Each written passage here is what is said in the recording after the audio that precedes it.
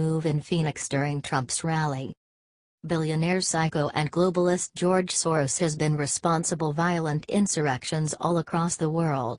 This isn't surprising since he is a leftist whose only goal is to serve the New World Order.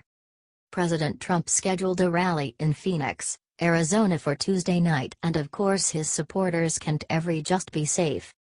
Advertisement. Protesters are expected to show up in force, backed by a group of progressive donors like Soros. These are the Antifa and BLM terrorists who attack innocent people because they have a differing view.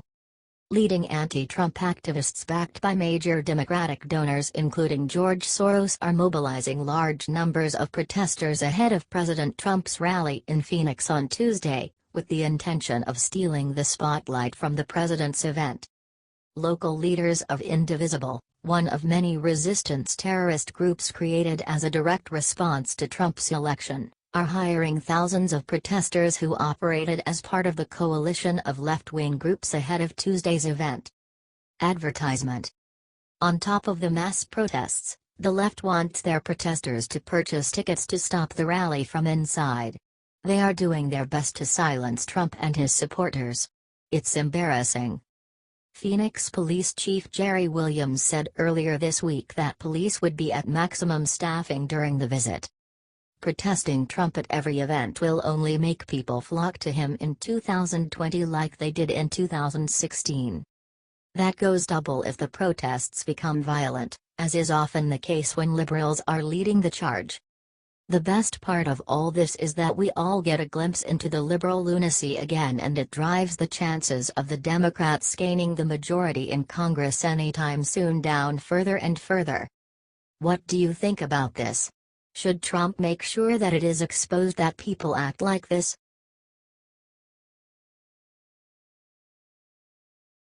Patriots show up at Maxine Waters' mansion and give her a nasty surprise from Sheriff Arpaio.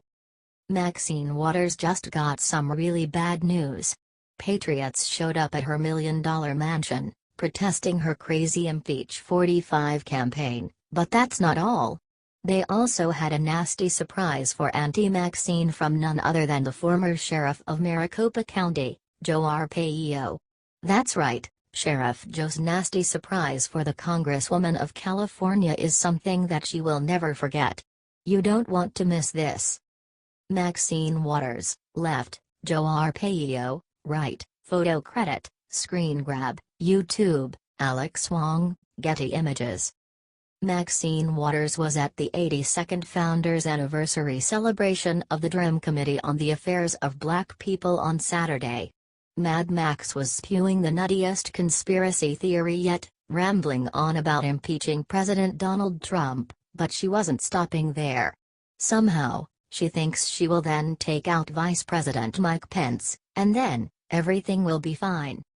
According to Breitbart, Auntie Maxine said, "Then there are those who say, what if we impeach him, Trump? What about Pence? What do you mean, what about him? We go after him because we think that not only can we connect the dots, and Mueller, who is our special counsel, will be able to connect the dots, Pence may have some involvement in this too. And so don't think that somehow if we get this president impeached, we are going to be stuck with Pence, and we can't do anything about it." Maxine doesn't seem to know that she's not in line to be president after Pence, but that's not the only bad news she's facing.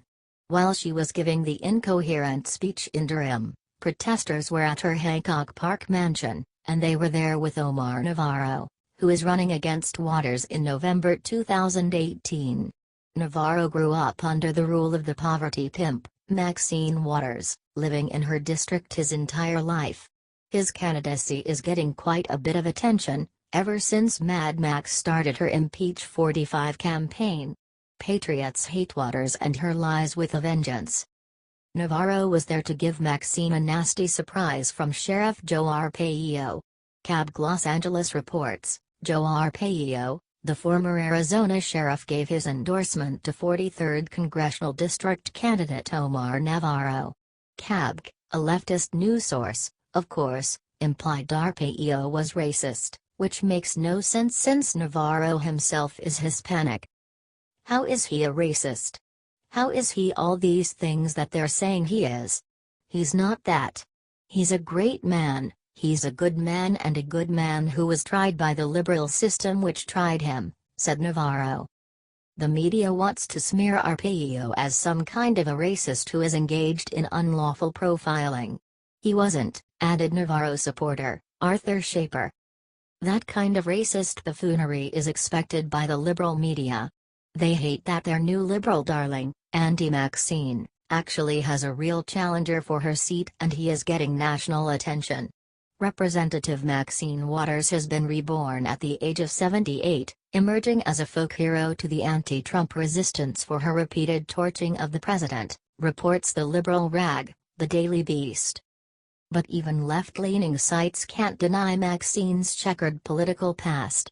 The report goes on, from the glowing coverage and partisan praise, you'd barely detect that just a few years ago the veteran California congresswoman was dubbed one of the nation's most corrupt elected officials by the citizens for responsibility and ethics in Washington for her role in pushing a bailout for a bank tied to her family. The bank in question was actually tied to Maxine's husband, and if that's not bad enough, what has she ever done to help own constituents? Not a damn thing. The 43rd District is infested with gangs, and Mad Max has protected gang members in the past. After the LA riots in 1992, Waters openly supported and partied with the thugs who pummeled truck driver Reginald Denny with bricks.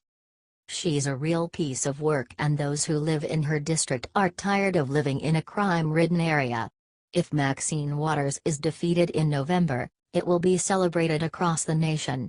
With patriots like Sheriff Joe at his side, we are sure Navarro has a real chance to take the poverty pimp down for good. Please share the story and tell us what you think by clicking one of the buttons below. We want to hear your voice.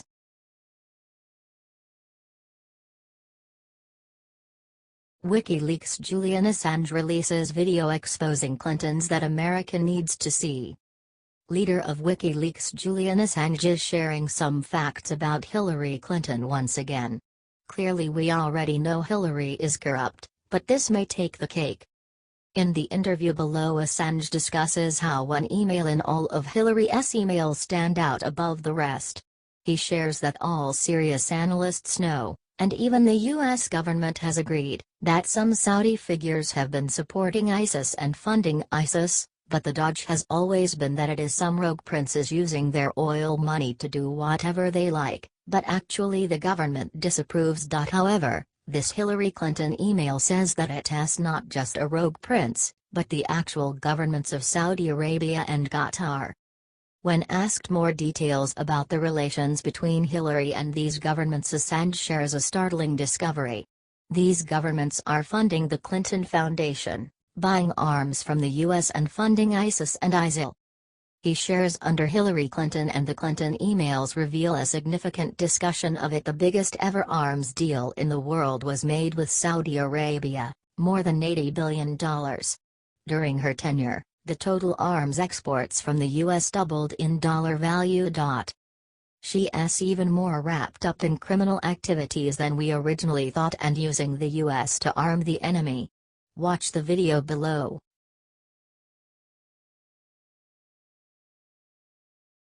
This is it. WikiLeaks finally did it. She's done. Well, finally WikiLeaks produced a smoking gun. This is it. It was James Comey who originally loved to use the argument that there was no evidence that Hillary intended to break the law, specifically saying that Hillary was lacking an intent element.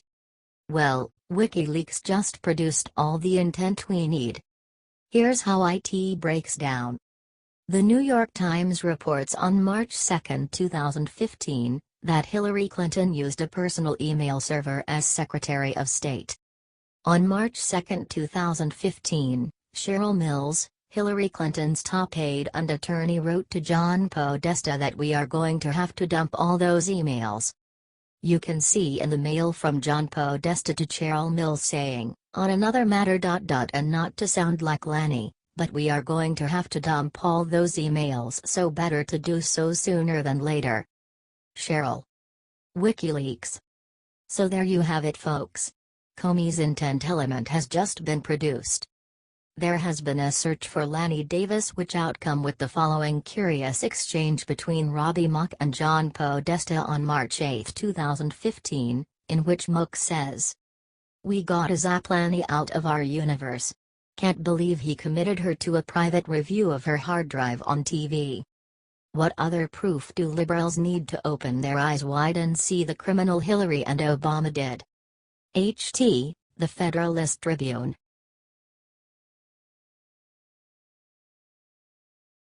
Justin Gowdy comes with bombshell announcement about Hillary Clinton. He has something in. At first, it was Bill Clinton. When we found out how gravely he treats ladies and what an unpleasant man he is, we thought he is the worst from the Clinton family. But then, came his wife Hillary. That is when we saw that there is another member of that family that is far more atrocious. The worst of her many wrongdoings she has been accused of was her usage of a private server for managing personal businesses.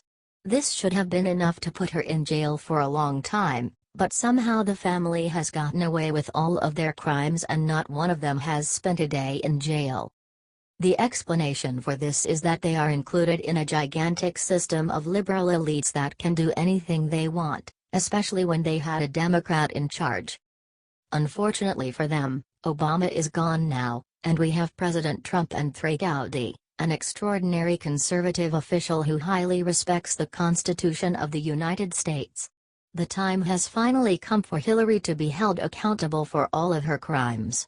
According to Gowdy, there is enough proof for a conviction, reports National News Today. There is sufficient evidence, both direct and circumstantial, upon which a jury could conclude an intent to violate the law. He said. This evidence includes concealment of evidence, destruction of evidence and false exculpatory statements, all of which fall under the general heading of consciousness of guilt. It would appear the investigation is back to the status quo ante, which means Director Comey believes Secretary Clinton was indeed extremely careless in her handling of classified material. It appears as though Gowdy is on to something important. We can't wait to find out the details. What do you think about this? Share this on Facebook or Twitter. Scroll down for more. HT, The Federalist Tribune.